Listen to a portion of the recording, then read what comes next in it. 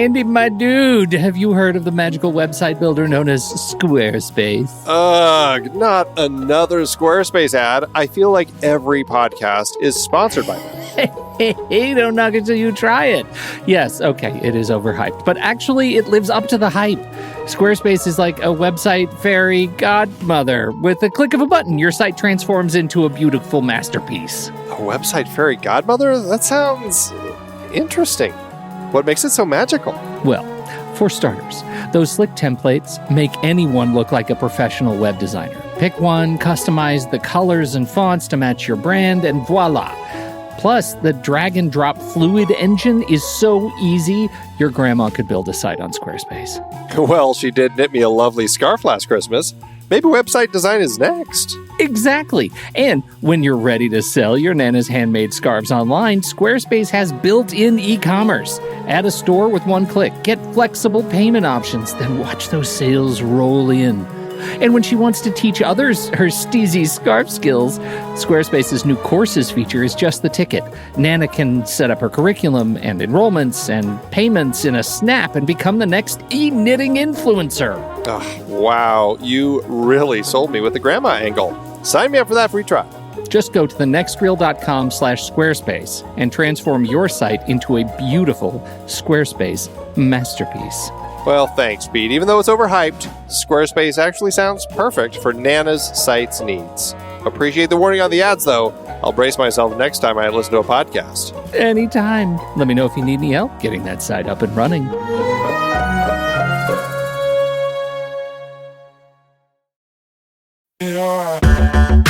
Andy, can you believe we've almost hit 700 episodes of The Next Reel?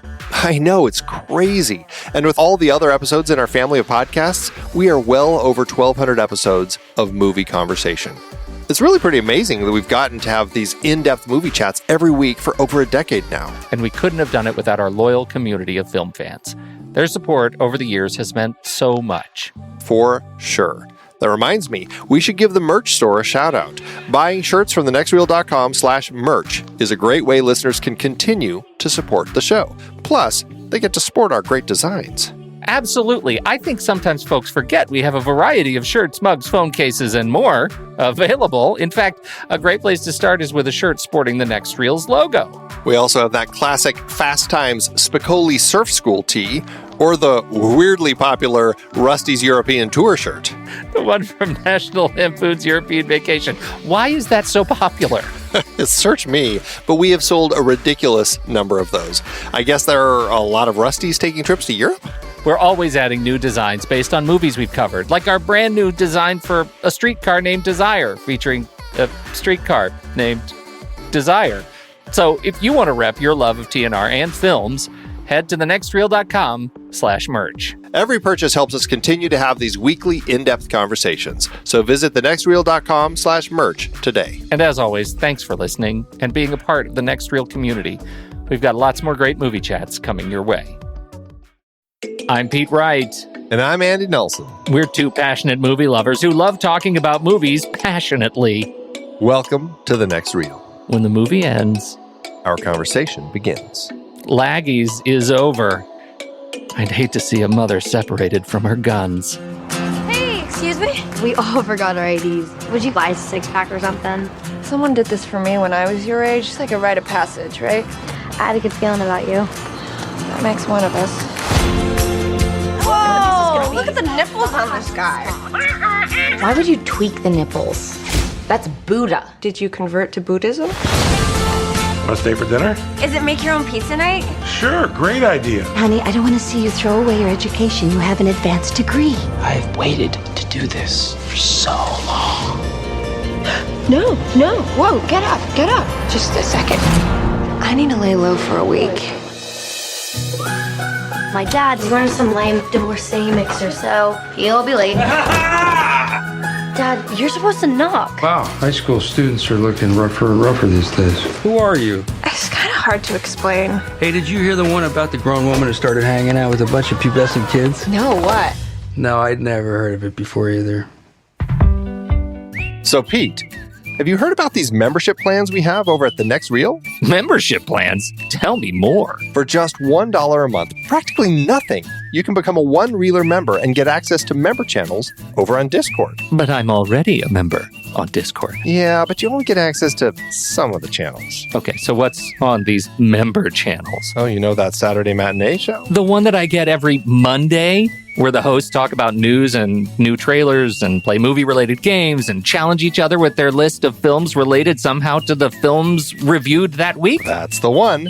Members get access to the Show Talk channel, where they can vote on the lists each week. You mean there's a vote? I love voting. Mom always said, vote early, vote often. Now, if you bump your membership up to the 2-Reeler tier, which costs a measly $5 a month, it's practically the same you'd pay for one of those fancy coffee drinks, you get so much more. What more could there be? Well, 2-Reelers not only get everything the 1-Reelers get, That's a given. but they also get access to live streams to watch shows when they actually record or anytime thereafter. You mean I have to stop doing this in my bathrobe? 2-Reelers also get to be a part of a pre-show chat with hosts before every Film Board episode. I like it. 2-Reelers get every show before regular listeners and without ads. You mean I don't have to sit through this? Count me in. But the best benefit of all, members get bonus member-only episodes. I love that. It's an exciting time to be alive. What can I say? So how do I sign up? It's easy. Just head to thenextreel.com/membership. thenextreel.com/membership? thenextreel.com/membership. Access to member channels in Discord, early access to shows, access to live streams, and member bonus episodes. Sign up today. Andy, Lynn Shelton. Yes, here we are. The third movie in our Lynn Shelton series. Okay, you hadn't seen this movie. I hadn't seen this movie. We're talking about Laggies, right? That is correct. All right, 2014 Laggies, directed by Lynn Shelton, takes place in lovely Seattle, and it was written by Andrea Seigel. Written, I think, is the operative term here. This is a scripted film, and it's delightful. You think? Did you not like it? Are you setting me up? I was not as much a fan of this. Oh my God. What are we getting into? I tell you, this movie felt like everything just felt so expected. Like nothing really surprised me. I like the performances. I like the character arcs and all that. But I kept going, of course this is the next note. Oh, of course this is the next thing that happens. Like it just felt like everything. I was just like not surprised by anything in this film. I absolutely agree with that. That's unfortunate. It was very much a formula, and it hinges on its performances. You know, you put cast in here that you don't truck with, and it's not the same movie. It's a movie, not a movie. Is that our new thing? I think you kind of have to love the people, and I felt really great about it. First of all, to me, it's a comedy. There are jokes, and I'm here for the jokes. It was categorized as a comedy, genre comedy, and I laughed at it. I didn't have to be in a big audience to laugh at it. I was sitting alone, and I found it funny, and I felt like that's a great start, because the whole "is it funny" comedy or is it cringy comedy? Do you have to be in a theater audience to find Hump Day and Sister Sister funny? That really has been eating at me because I didn't find them funny. This one I found funny. It made me laugh. I found Your Sister Sister funnier than this film. What? I still laughed. Fresh hell are you delivering unto me right now? Are you crazy? No, there were things in this film that were funny. I mean, Yes. there, like when she tweaks Buddha's nipples, that was funny. Like there were elements in here that really worked for me and I found funny and that I laughed at.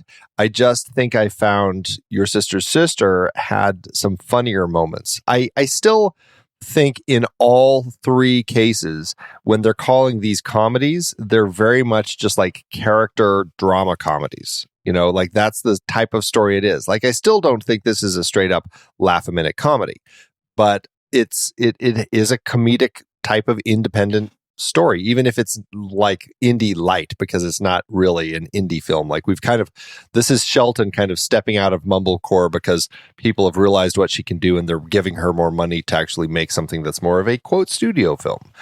But so I don't know.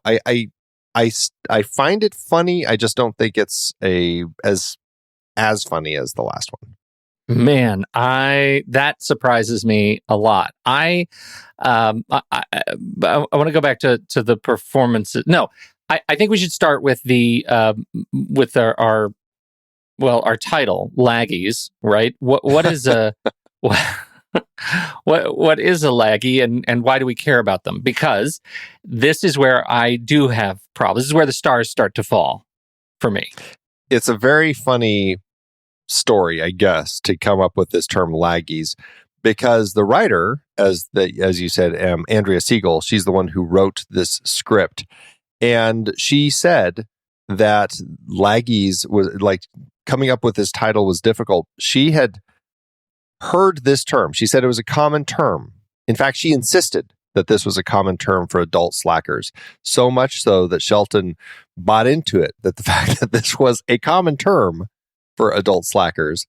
And then as the film was made, Shelton realized that nobody had ever heard the term Laggies before except Seigel. So it was one of these things that might have been just a term in her small circles of friends, who knows? But they called adult slackers Laggies.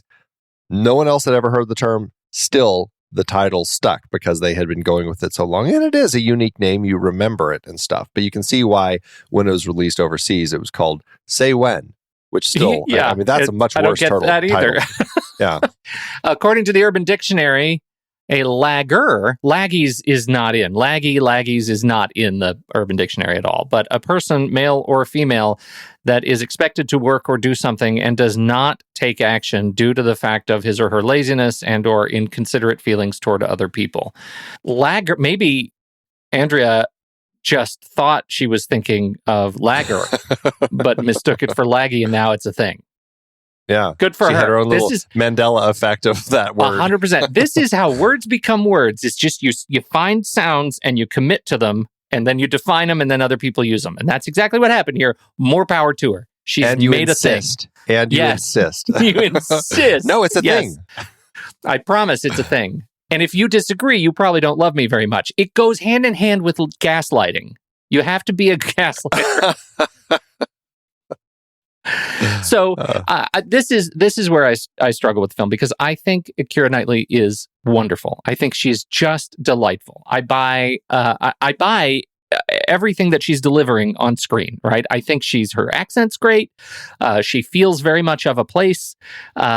And I also buy that she's struggling with that sort of midlife thing. Like she's not midlife, but premature midlife crisis, right? This sort of 20-something. She's 28 years old. She doesn't know what to do with herself. And so as a result of that, things that are like strategies and opportunities that would otherwise be crazy have more gravity to them. And she is drawn to this sort of subgroup of teenagers, which is how we're introduced to Chloë Grace Moretz and her team.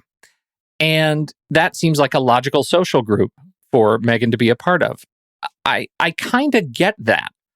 I struggle with caring about it because there is, and maybe it's just because I am who I am, that I look at her and I think, okay, you went to grad school, for crying out loud. Like you did all the stuff.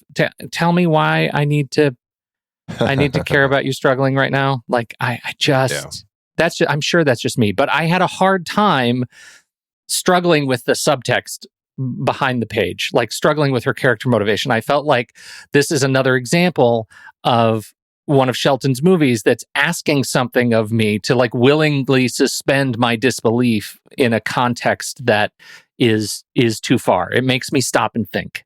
I think that there is definitely something there. It's an interesting line. It's a thread that they've kind of added through this script about the fact that she did go to grad school to be, I think it was a counselor or some sort of thing like that, right? And so that's a lot of school to go through and to be committed to. Now, I can see it because some people feel like they go to school and they don't know what they want to do, so they just keep going to school. Yes. And like, so professional academics. Yeah. Yes, I can totally see that. Like that I've seen that thread. I've seen those people. I know those people. That makes sense to me. The problem is I don't feel like the film completely delivered on that aspect of her. Like, she seemed much more the type of person who went to school or started school and then just kind of fizzled out because she didn't know what she wanted to do. Like, that seemed, the way that they wrote it, the more the type of person that her character was. I struggled a little more with her as this person who is so completely just lost as to what she was going to do, that she made it all the way through and then kind of hit this wall where she didn't know what, she was lost in life. Yeah. And, because I feel like there are moments where, I don't know, I feel like I could have bought into it more if, for somebody who had gone through grad school to be a counselor, when she was with Annika posing as her mom, talking to the counselor at school, she could have, or the principal or whoever it was, she could have kind of found a way to use her counseling side of things to be a little more, to come across better. I felt like she had a better understanding. If she's going to school for that, she would have had a better understanding of some way to kind of play that conversation. So there were moments like that I was like, I don't feel like they're completely tapped into this thing with her that she's doing. I mean, as much as I loved her character, because I really did enjoy her as a character, I found like that element I struggled with. Yeah, I think it's like they underwrote her strife. What happens when you go through a program of rigor is you come out and you have structures that you've learned something. You have structures in place to be able to focus and find and learn how to learn, and do so at a level that you can engage control. And you're absolutely right. That sequence with the principal was a real struggle for me, because she was written as if she was like one of the deadbeat high school grads. Yeah. Right, who didn't really know what she wanted to do, never went through any sort of program of higher education, and yet they gave us backstory where she had 7 years of undergrad and graduate education, and she says she did her internship, like she actually met with clients, and still had no idea. Like no understanding of the systems in place. And I really struggle with that. I feel like that was again a mechanic that you're just asking me to believe so we can get to the punchline at the end of in the third act, which is the exact same problem I had with the first two Shelton movies. To be fair, Andrea Seigel does have her MFA. Yeah, but then why didn't she write it that way? Yeah, do you know what I mean? Yeah. Oh no, I'm just saying. I just wanted to point that out. It is frustrating, and I think that there are elements in it that just don't work with all of this, because you're right. This is the sort of gag that you get in a film with just any grown up who's posing as a parent, for that whole get me out of school thing. And it didn't come across in any way. And I don't know, for somebody who, and maybe that's part of the joke, is that, she went to school as a counselor, and, you always hear counselors are always the ones who probably need the most counseling, that gag, because she certainly does play it that way, but I just don't feel like it's ever brought up to be a point. That leads me to my next bit of frustration. And again, looking at this film, I'm already in on the humor, and I'm in on the overall story, the performances, but because of where they put Megan's character and how the kinds of struggles she was having, she's lying to everybody. Why is her boyfriend still with her after all these years? Like, I really struggled with their relationship. I felt like he should have left long ago, given the kinds of stuff they're showing us on screen. So when they finally broke up in the airport, when she broke up with him, it was another bridge too far for me, that it didn't make sense that it was in any way a moment of sorrow. I felt like it was, okay, you know what, you're right. We really should have done this a long time ago. I didn't buy any of that scene. I didn't buy the breakup. I loved the way they shot it. But it was a hard scene to get into, because, and this was largely, just like I said, this film felt expected. Like, we knew from the beginning that they weren't going to be together, because it just felt like They didn't belong together. We knew as soon as we met Sam Rockwell that they were going to be the couple that came together. We knew her friends and her just didn't click, and I was just waiting for them to kind of split up. And so all of these things just felt so expected. And so every time she was with her boyfriend, like when she takes the wedding ring, I'm like, oh, of course, now I've got to wait till that all ends because it has to, because there's no way they're going to be together. And so, well, but on that point, like, I feel like that's a trope that gives me a sense of a bit of exhilaration, because I was with you. I was like, how are they going to get us out of that? She took the ring, and how are they going to make it feel real and resonant that she has to break up with her boyfriend and end up with Sam Rockwell? Because that's the trope. That's what we've come to expect. It's how they do it that is interesting. It was not interesting. Well, but they screw up the scene right out of the gate then for me, because because he does that whole thing of like, let's get married. And she's like terrified. And then he says, we can just elope. And she's like, oh, okay. If you're that sort of guy, like maybe that can help me get through this. And so she seems more open to it. And then he screws it up. He says, oh, well, we can't do it tomorrow. It'll have to be the day after that. And she deflates. And I'm like, oh, okay, this is interesting. Now she's going to say no. And now she's going to figure herself out of the rest of the movie. But then she says yes anyway. I'm like, well, you just lost all interest in him. Like, we visibly saw you lose all interest in this. And then you still say yes to go through with it. And for me, it's just like that moment right there. Like, I was just like, I know it's not going to happen. Like, the whole thing just, I don't know. For me, because of that moment where they deflate, I just kind of like, I don't know. I felt it not work. It was the second deflation at the airport that was the callback to that scene when he says he had to send the picture to Instagram. Yeah, because it was like we already had the scene. She already deflated. She already has no interest in marrying him because he already is saying, let's be spontaneous. Let's just do it. And she is in that place in her life where that's kind of what she needs, to just be spontaneous, do something crazy. And then he doesn't do it. And then she says yes anyway. And I'm just like we just needed him to be spontaneous, and so I know sending a picture was not spontaneous. This is what I struggle with. Like, what did she have problem with? What was her problem with him at the airport? Why did she get so upset? That felt out of the blue to me. Because okay, so this is the way that I read all of that. She wants to be spontaneous. He says, let's be spontaneous. She's like all into that.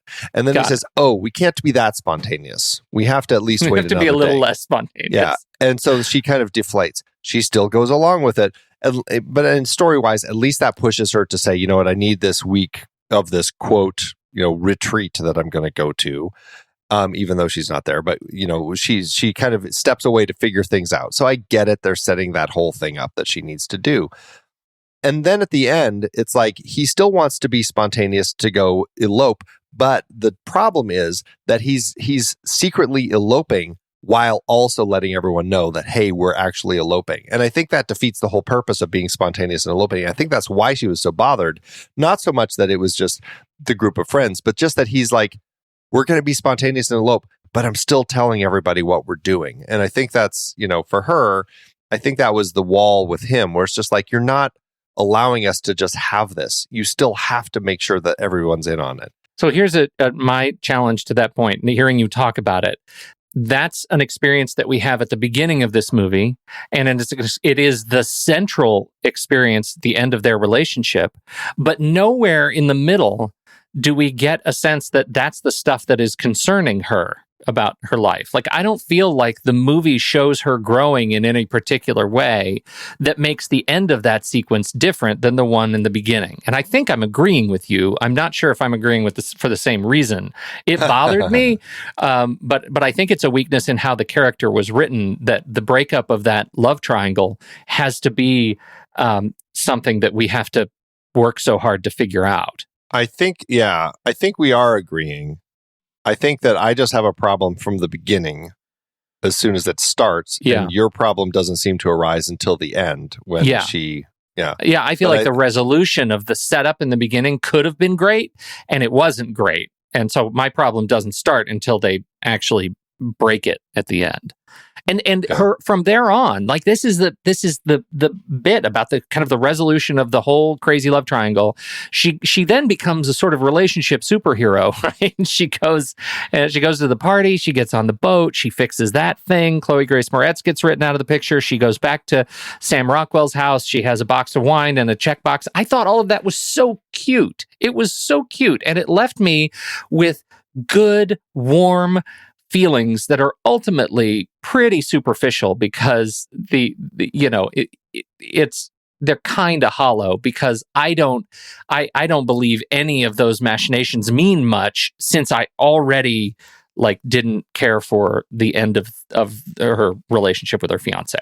Yeah, I'm kind of okay with that, but yeah, go ahead. Well, yeah, I mean, I'm okay with that. Like how she kind of I'm sure it's going to make for an awkward kind of setup to quote or potentially a life together, right? Where I was really good friends with your daughter. I was buying her booze. I was doing all these things. Now I'm going to hook up with you, and now I'm potentially going to be the stepmother to that girl that I was hanging out with. Like I can see some potential awkwardness there as they kind of potentially continue the relationship. Regardless, all that aside, I really enjoy how that kind of helps her character kind of grow and change, story issues aside. But it's hard for me. I think for me, it's just hard because the actual, the story of her figuring out her life with her parents, with her friends, with her boyfriend, all of that, I just have such issues with because it's just it's like we see it far too early, all of the issues. And I struggle with her sticking it out for so long as she did. Like her friends, clearly they're having issues. Clearly they're already in that friend breakup place. But she kind of keeps going. Again, I know it's part of her character, but it just takes so long. And because we're seeing it so pronounced right out of the gate. Like from the beginning, she is having major issues with Ellie Kemper's character. Yes, Allison. Like they're already just too far different for any of this to kind of continue. And so I'm not seeing that thing where she's slowly drifting from the group. It's like she's already completely different from the group. I mean, the way they paint her versus Allison and the other two girls is like night and day. Like she is this lost soul, and they're not even characters I like. And that's, I think, maybe part of my issue is they're set up to be the stereotypical, materialistic type of, I don't know, middle class housewife is kind of almost how they set up these characters. I mean, Allison has her own business. She's doing all these things, but regardless, they're just set up like the type of characters that you just don't like. And I'm just like, well, we don't want her with those characters. And that's what would have made this story work better is if I felt like, gosh, I could really see her kind of settling and going with that life. But I could also see her going a different direction. And I just feel like the story is setting us up so obviously from the beginning that we definitely don't want her to go that way because it's not a good paint. It's not a well portrayed world. And it just makes it easy to not like the movie for me. It was a bit of a missed opportunity. And I feel like for me, what I felt like they were going for was the exercise in contrasts, that we already know that this is an examination of her and her friend group and how her being a laggie is causing her friends to outpace her, just sort of socially, intellectually, professionally, all of those. It's kind of similar to the character contrast we have in Hump Day, right? Where the bro comes back after he was kind of a laggy, Like I feel like this is now a thing.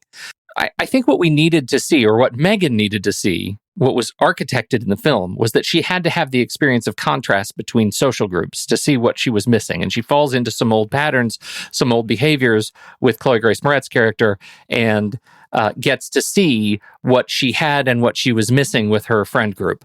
The problem is, there was no growth in there for her. Like there was no growth. It was just abandonment. Like she comes out and is like, the second Anthony sends the picture to Instagram to all of those friends, she suddenly has the awakening of, oh, I hate them too. that's right. I need to completely move on. Like there was no lesson learned. And now she has no friend group. She has nothing. Like she can't be friends with the 16-year-olds anymore because we've grown past that, because now she's hooking up with a dad, and she can't be friends with Ellie Kemper and her lot because they've moved in another direction. And let's just say Ellie Kemper's business is opening a Chinese restaurant. Like that was delightfully sadistically antisocial. Like it was just wrong on so many levels, and I think that to me played to demonstrate how out of touch like her old friend group was. But Megan has nothing now. Like I can't imagine at the end of this movie, like the credits roll and we move into her life, if you project a month out, what does she have that is better? She now has no friends on either side, and she's in that super awkward, potential stepmom place to a person she used to buy booze for and is hooking up with her dad. That seems to me darker than when we started. Well, but I'm okay with that because obviously people need to grow and change. Like I like that people need to grow and change. My problem is that we just don't like the friends from the beginning. Like if she stayed friends with Allison and those girls, I'd be like, that is a nightmare. Like they're just not set up well. What I think would be an interesting contrast is if they could have made Allison and her group, like this is, okay, going to Best Picture of the Year last year, Nomadland. Think about the way that Frances McDormand's character Fern plays, like when she goes back to David Strathairn's family. You've seen that, right? Mm-hmm.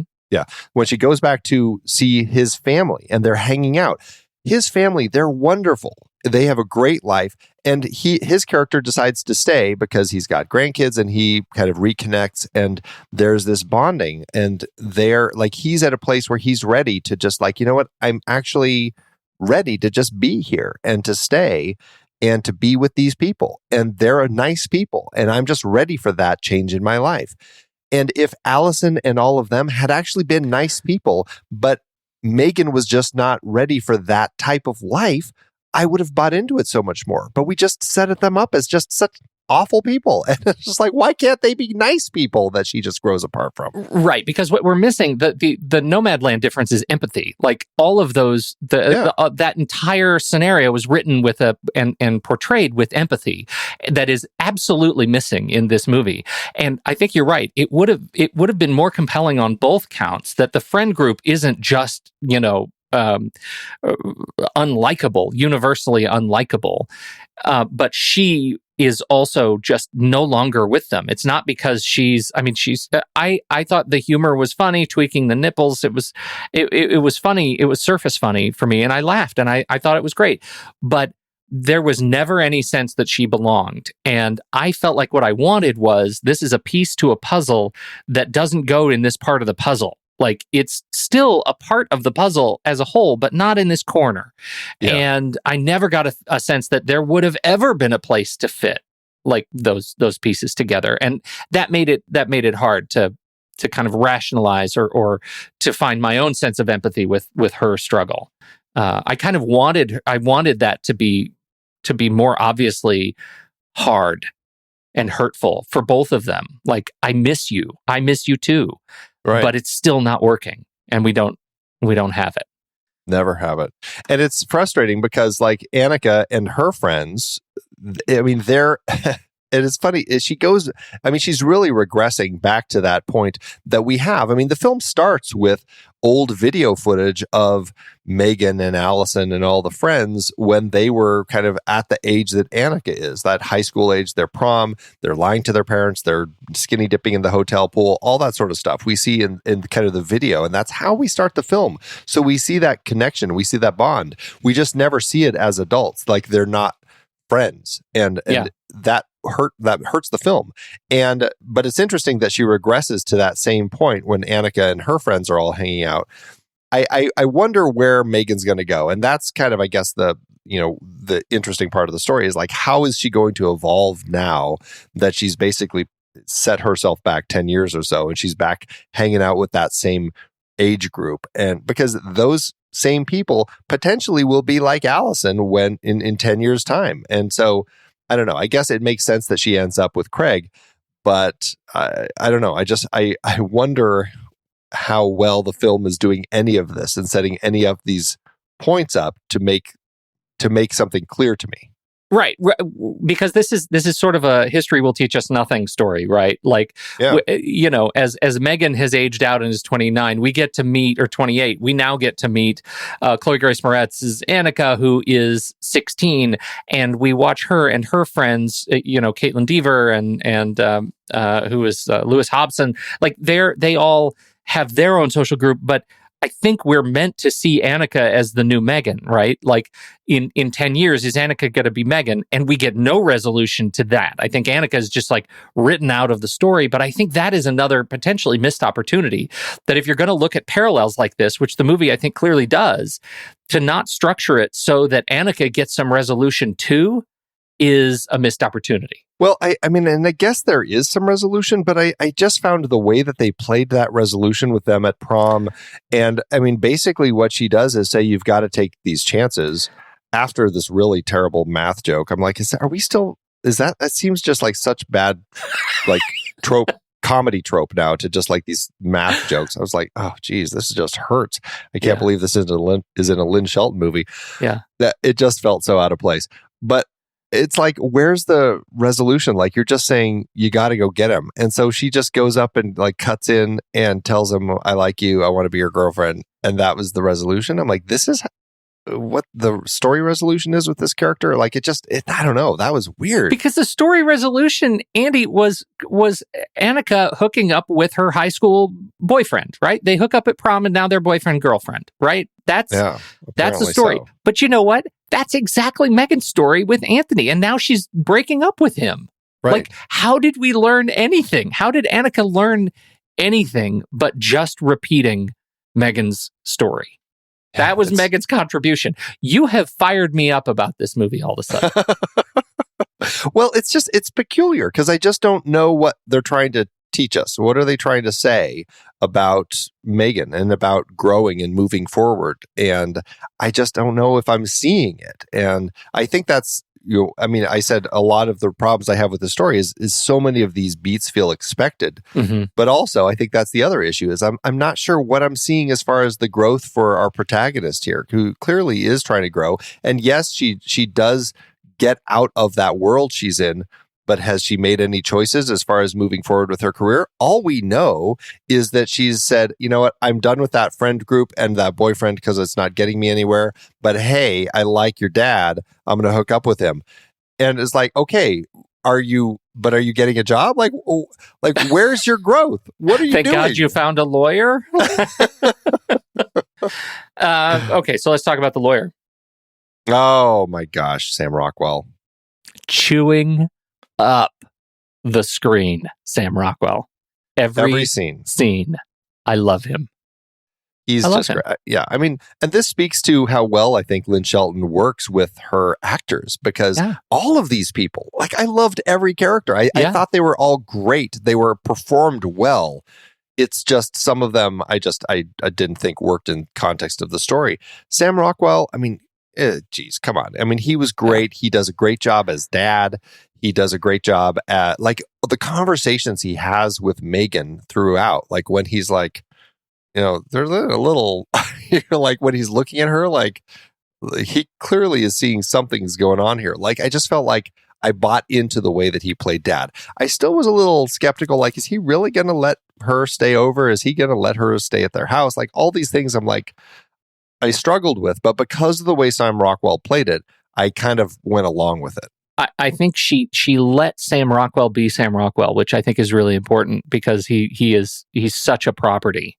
I didn't get a sense that he was reined in at all. Like, the way he bursts into the bedroom and when she's sleeping on the floor that first night, like, all of those moments, those beats, his initial interrogation that night when he's asking her and talking to her about how weird it is. Like, did you hear the one about the adult, who hangs out with some teens? No, I haven't. Yeah, nobody's heard of that because it's weird. Like, those moments were fantastic. They felt super natural to me in his mouth. Like, those lines were delivered, I think, really great. And I don't know if that's a testament to him as a performer or to just lines being well written on the page, but he was a delight every time he was on screen. And I thought the chemistry actually worked really well between him and Keira Knightley. Yeah. Like, I viscerally felt their connection, the way that Keira was playing the character Megan. I totally believed everything she was doing. Like, she was just fantastic in this film. And her and Sam Rockwell, like, they instantly clicked for me. Like, I just totally loved seeing them as a couple here. It worked really well. Yeah, I think so too.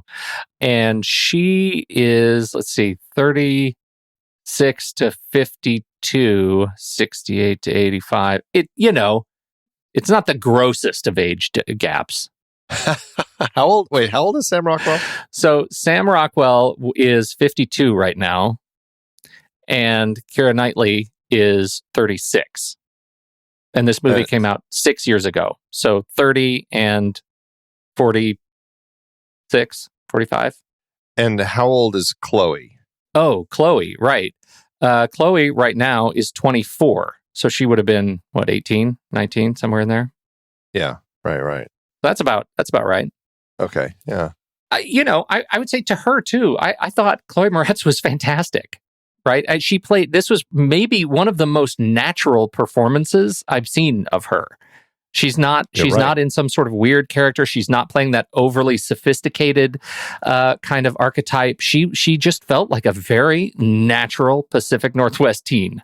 Yeah, teen period. Like, I just really liked all of that. Like, the way that she approached Megan to buy them beer, all of that just felt really natural. I think the thing that and actually I really liked that whole scene, the way everything played between Megan Annika and Gretchen Mol, returning to the show, her character as Annika's mom.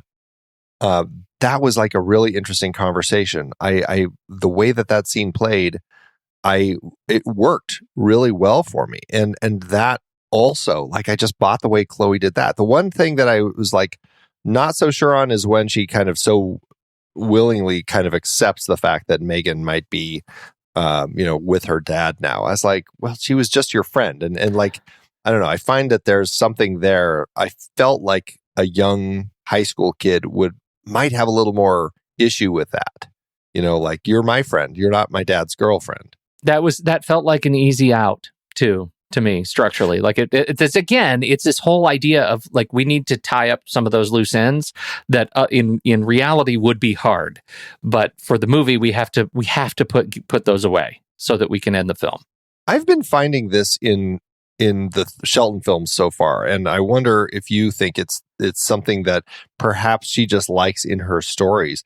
This idea of a very forgiving type of character where people are much more willing to kind of forgive and move past things because they're all acknowledging none of us are perfect. And I think that's actually a Shelton trope, if we're going to, or not, maybe not a Shelton trope, but a Shelton element that it always includes in her films. Yeah, think about Hump Day. We had, they had made this crazy decision to go forward with this, doing this performance.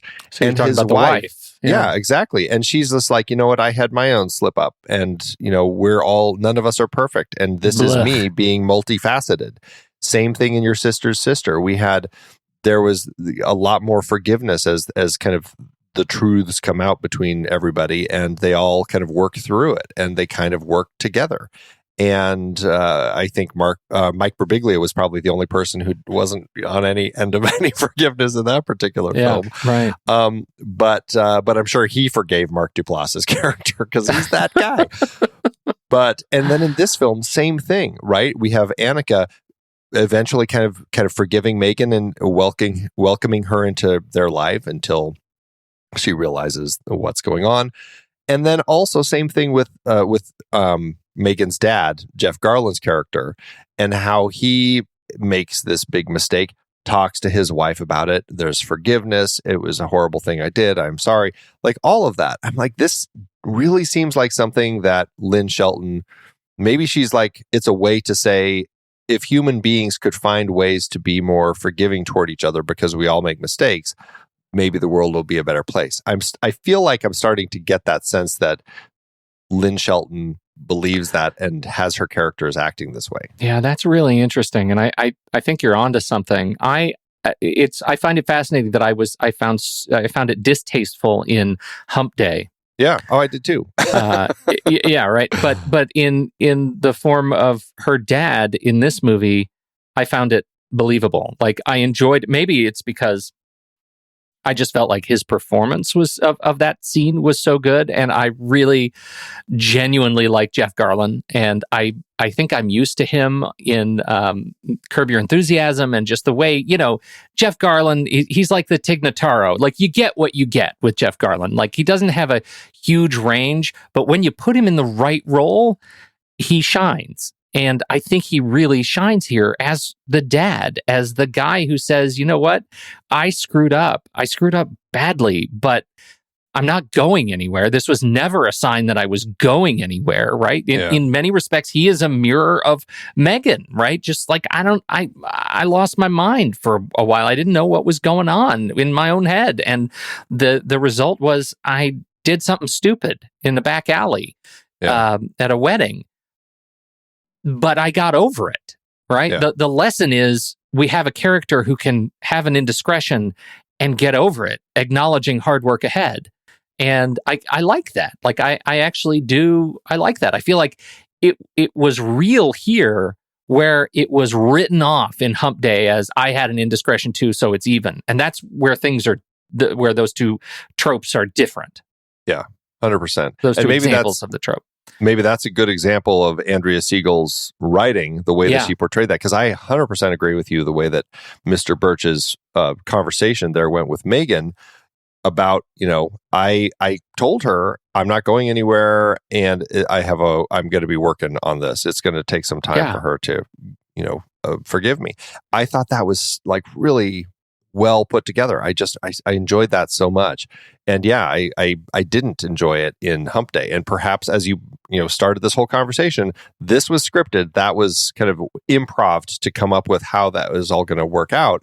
And maybe that's a sign that there are times where having that scripted conversation and working through it can really kind of clean it up and make it work a little better. In some cases, again, I didn't buy it that much with Annika's apology or forgiveness. That's it. It's funny because I generally, I still, even after all of this conversation, I still found that I liked the general flow of this movie more than any of the previous ones. Like, I felt like I was in better hands with this movie than I did with Sister, Sister and Hump Day. Like, I felt more confident that, and maybe it's because I knew what I was getting around every corner. Like, I wasn't genuinely surprised by anything.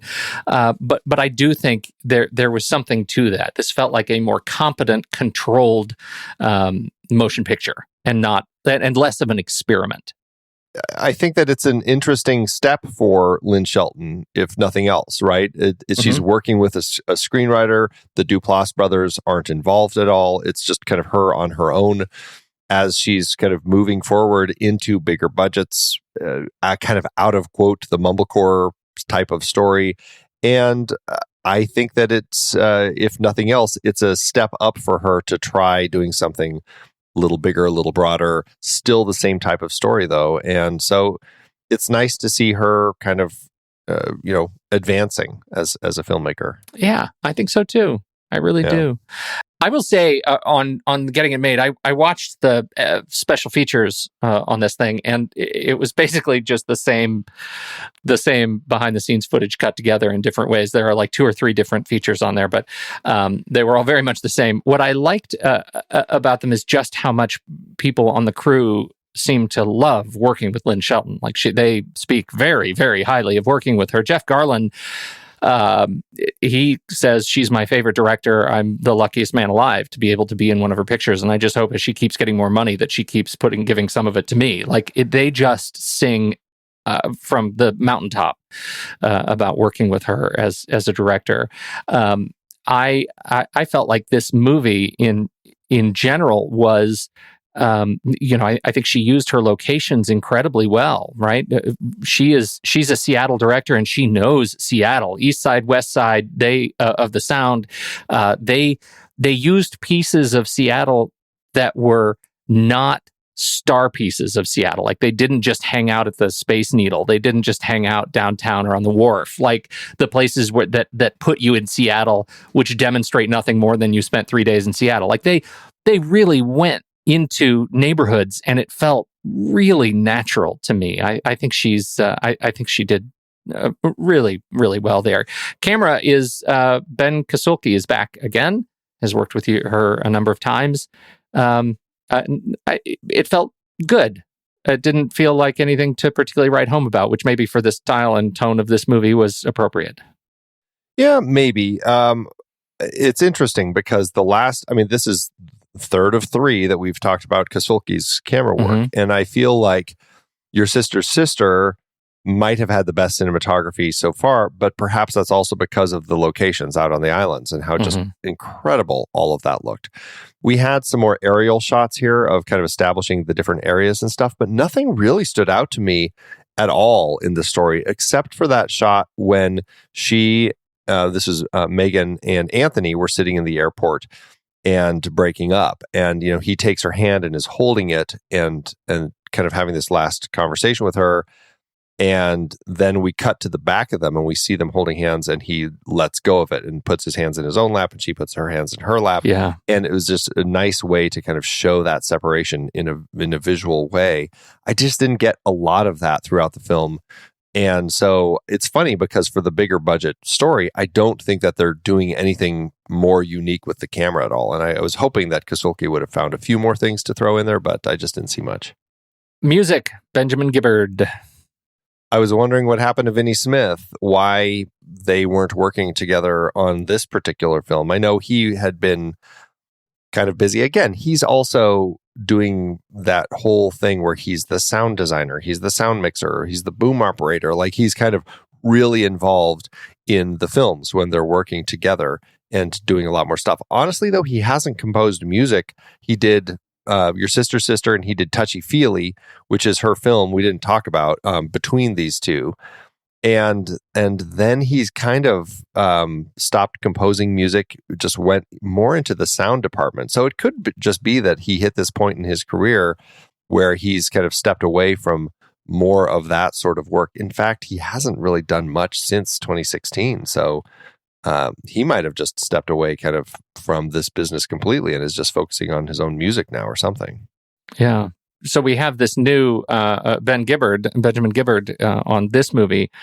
In terms of his composing for film,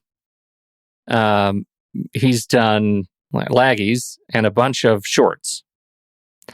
He is everywhere on soundtracks. He's written a lot of songs for film, for TV. He's all over the place. But looks like this is the only feature film score that he's done. Interesting. Well, he's Death Cab for Cutie is who he is. Yes, that's right. Yeah. We should say that out loud. Yeah. So that's why his soundtracks are everywhere. And Postal Service. Yeah, so right. Ghost of Beverly Drive. Right. Yeah, so he's definitely more focused on that sort of work, and so, right. I don't remember much of the music here, and I guess that's okay. I mean, it was fine, and I feel like that generally is the case. Like, the movie fits the film, but none of it has stood out that much to me so far. And I think what I find I connect to more in Shelton's films are the songs, even though this one wasn't layered with songs like some of her previous ones. Like, I felt like just like the music that she picks to play over the end credits, like that seems to fit the feel of the film more than, more than creating memorable music for me. Yeah. Whereas for Your Sister's Sister, I loved the music. Like, it was memorable music, and I thought it worked really well in context. So, yeah. Okay. So, we did it. Tell me if the French have made a remake of this film. I want the French to remake all of Shelton's films. I just want that to be a thing. Like, why is that a thing? I don't know, for those previous two.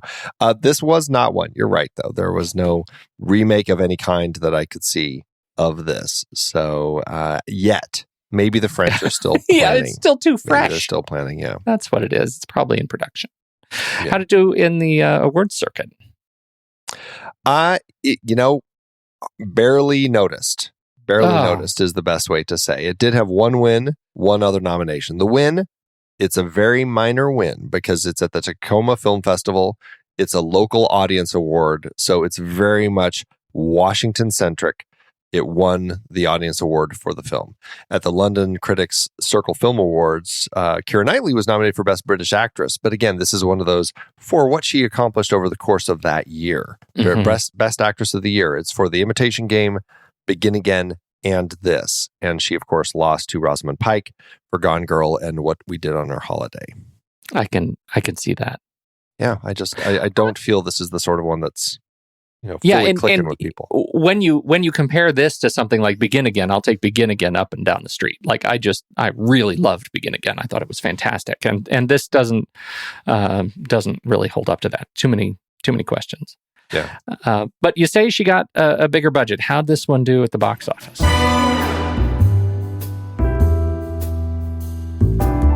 Yeah, Shelton's budgets have steadily been climbing. With Laggies, she did have her biggest budget yet, $5 million, or $5.4 million in today's dollars. The movie still had a limited 5-screen release opening opposite Ouija and John Wick. It opened in spot 46, and even on the per-screen average, it only did half as well as the doc Citizen 4, which also opened limited and barely beat Force Majeure in its limited opening.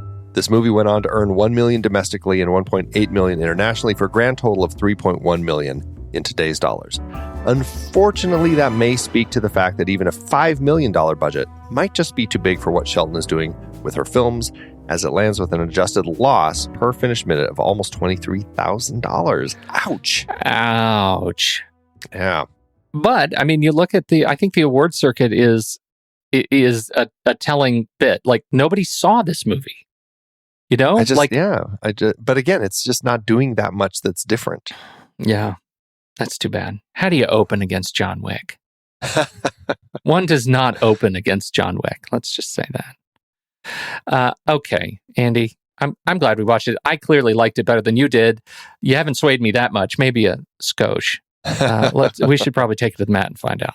Let's do it. Head over to flickchart.com/thenextreel. You'll see the list of movies we've talked about on this show. If you swipe over in your show notes, tap the word Flickchart, it'll take you over to this film in the Flickchart database where you can add it to your list and see how it stands up against ours.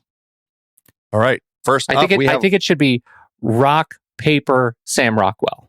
Or no, Rockwell, Paper, Scissors. Rockwell, Paper, Scissors. Yeah, that's what it should be. Okay. First up, we have Laggies or Wall Street. Laggies. Wall Street for me. Oh, here we go. There we go. All right. One, 2, 3. Paper. Rockwell. See, you knew I was going to do that. You knew I was going to do it, but I had to. For the show, Andy. For the show. Laggies or Rabid. I had the same match when I ranked it. I think Rabid for me. Rabid. Laggies or Year of the Dragon? Laggies. I'm going to take Year of the Dragon. I will definitely watch that first. Really? Despite its issues. Wow. Yeah, if for nothing else other than that fantastic shootout at the end. Huh. I'll take Year of the Dragon. All right, here we go. Heads in bags, all sorts of good stuff. All right. One, 2, 3. Rockwell. Scissors. For crying out loud, Rockwell beats me here? Yeah, that's right. Laggies or To the Stars by Hard Ways? I'll take To the Stars by Hard Ways. To the Stars by Hard Ways. I think that's actually an easy one. Yeah. Laggies or Apt Pupil? Oh. I'll still say Apt Pupil. Yeah, I think Apt Pupil for me too. Laggies or Underworld, Rise of the Lycans? Oh dear. I think Laggies. Yeah, I'll say Laggies. Laggies or Robin Hood. This is the 1999 Patrick Bergen vehicle. Oh, Laggies. Laggies, yeah. Laggies or the Omega Man? Laggies. I'll say the Omega Man. Are you effing kidding me? We have kind of a brand about the Omega Man, Andy, and you may be pushing the limits of it. You know what? I'm going with it. All right, here we go. All right. 1, 2, 3. Paper. Scissors. Oh. There we go. Laggies takes it. There we go. Laggies are the Last Boy Scout. I know you're the Last Boy Scout. I'll take the Last Boy Scout. Yeah, you're wrong. Here we go. One, two, three. Rockwell. Rockwell. Rockwell. Rockwell. Scissors. Excellent. Well, You're a laggy. Laggie is just one spot below it. It's spot 498 on our chart. 498 out of 512 did not go very high. That only puts it at 3%. That's extraordinary. It's extraordinary. It did better on mine. Sadly, not that much better. How'd it do on yours? Yeah, it wasn't great on my chart. It landed in spot 3654 out of 4648. It's 21%. So mine ended up at 859 out of 1506, which is a 43%. If I were to take that over at letterboxd.com/thenextreel, then this should be a 2-star, according to Letterboxd. I think it's better than that for sure. I actually think it's closer to a 3.5 and a heart. Wow. Okay. 3.5 and a heart. I felt it gave me the warm feelings that one of these romantic comedies has to give me, and I think I would really enjoy watching this with the other people who like these kinds of movies. I think it's easy to kind of let go of the stuff that we pick apart on this show and just let it be. Yeah, I mean, I can see that. I think that this is a film that probably is enjoyable for people who are interested in just kind of that easy to just kind of watch and go along with rom-com style. I think that that's there.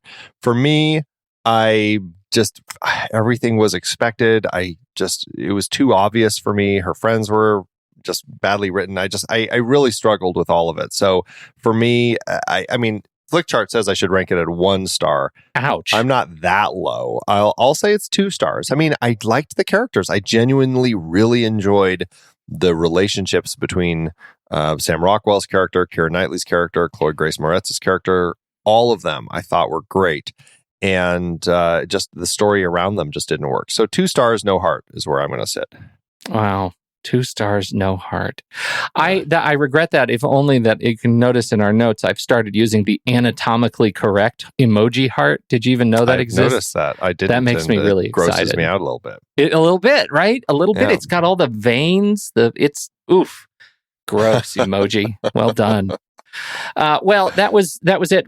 I think we're at the middle point, right, of our Lynn Shelton series. Yes. What do we do? What do we do next? Is the midpoint.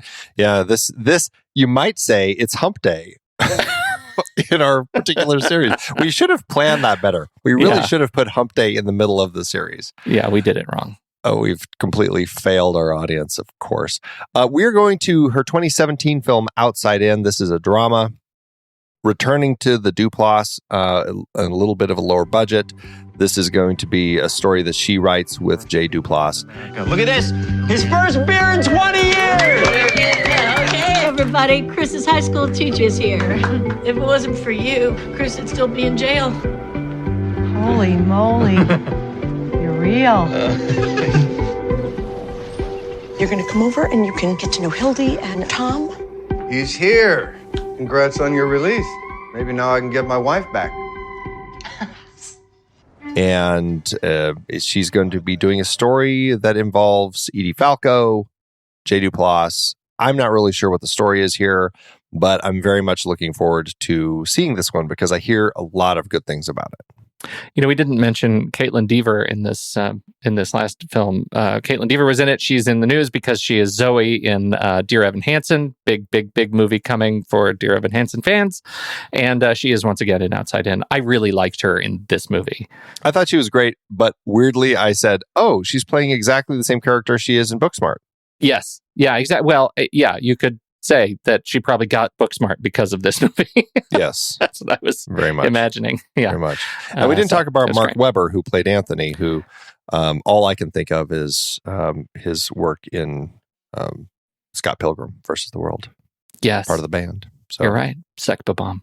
Thank you to all of our members for your support. We sure appreciate you hanging out with us, supporting us, and heading over to thenextreel.com/membership and being a part of this community. You know, one of the perks you get is that you get the bonus episodes. We're doing so many bonus episodes. You'd think it's its own podcast, the bonus episodes. What are we doing right now? By the time this episode goes live, we will have likely locked in the film that we're going to be talking about for our June member bonus episode. It's either going to be from the David Cronenberg series, the Great Car Chases series, or from the Disease Films series. So it should be fun. We're looking forward to it. But, we've covered a lot of films so far. We've covered Gone Girl, The Russia House, Equilibrium, Ivanhoe, Tenet, The Hot Rock, Thelma and Louise, Dolomite Is My Name, and of course now just The Big Heat. So lots of great films, lots of extra bonus episodes for our members. And that's just this show. There's also the Film Board member bonus episodes. Plus now members are also getting to listen to Pete and I do some Flick Chart re-rankings on this show, which, our May one I think was pretty fun. I'm looking forward to another battle come June. You're diabolical. That's all. I'm going to leave it with that. You're diabolical. So it's great. Also, remember that members at the One Reeler level get to vote on our Saturday matinee polls to help choose the list topic based on this very movie, Laggies, coming up, which is going to be a lot of fun. These lists are great and entertaining, and they're generally good lists of movies for you to track down and watch if you like the movie that we're talking about that week. So all the stuff you're supposed to do with these podcasts: rate, review, subscribe, and listen. But perhaps most important, and we don't do this often enough, please share. Any movie lovers in your life who don't listen to the show, who don't have a favorite movie podcast, you should tell them about this one and see if we can help them out. The best way we have to get more people listening to the show is you. Thanks. When the movie ends, the conversation begins.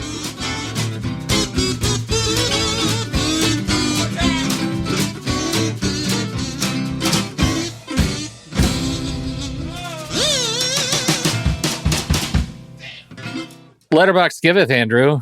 As Letterboxd always doeth. Letterboxd at the bottom end gives some really sour words for this movie. Where did you end up going? I have a 5 stars by Street Librarian, who has this to say about the film. They gave it a big heart, too. Laggies is my Citizen Kane. Oh, that's big. That's big. That's a commitment. That is a hardcore cinematic commitment you've got right there. Wow. I went with a 1 star because I liked the movie generally, and it was hard to find just the right 1 star that conveyed my personal feelings toward the movie until I got to Afton's 1-star review. Afton says, kind of a shit movie until, to my surprise, I discovered that Sam Rockwell's kind of a dilf. Still not sure how I feel about it. I'll tell you, there are a lot of people over on Letterboxd who talk overly loving adoration and sexual praise for Sam Rockwell in this film. I'm telling you, my family movie night picks might need to start going in the direction of Sam Rockwell features, like just for the foreseeable future. Yeah, just show Green Mile. Green Mile, Moon. Yeah, I think they'll love the Green Mile though, especially the chocolate scene. Moon pie. Thanks, Letterboxd. It's hard to believe we have been having in-depth weekly conversations about movies since 2011. You're telling me producing this show week after week is so much fun, but it does require a lot of work behind the scenes. If you'd like to help support our efforts, one easy way is by using our Originals page when shopping for books and movies that we've covered. Your purchase is made through our links. Give us a small commission at no extra cost to you and allow us to keep having these great discussions. We covered a lot of great movies that were adapted from other material in Season 10. Our Originals page at thenextreel.com/originals is where listeners can purchase the source material behind all our adapted film discussions. It helps support the show at no extra cost when you buy through our links. In our foreign language Best Picture nominees series, we looked at several adaptations, including Z, The Postman Il Postino, Crouching Tiger, Hidden Dragon, and Letters from Iwo Jima. We hit the high seas with In the Heart of the Sea from Nathaniel Philbrick's nonfiction book for our Aquatic Killers series. Definitely a weaker entry in that series. I bet the book is better. Oh, me too. Member bonus episodes featured adaptations like Gone Girl, The Russia House, Ivanhoe, The Hot Rock, The Big Heat, and Naked Lunch. Oliver Stone brought not just original stories, but also adaptations like Conan the Barbarian, Scarface, Year of the Dragon, 8 Million Ways to Die, Talk Radio, and Born on the 4th of July. Mary Herron's disturbingly insightful American Psycho was adapted from the Bret Easton Ellis book. You like Huey Lewis in the News? Oh my God, it even has a watermark. And of course, more Stephen King with The Mist, The Green Mile, and The Shawshank Redemption for our King a la Darabont series. Find links to all of these books and more adapted films on our originals page. That's thenextreel.com/originals. Every purchase supports our show. Get the full list of books that we've talked about and start your next read today at thenextreel.com/originals.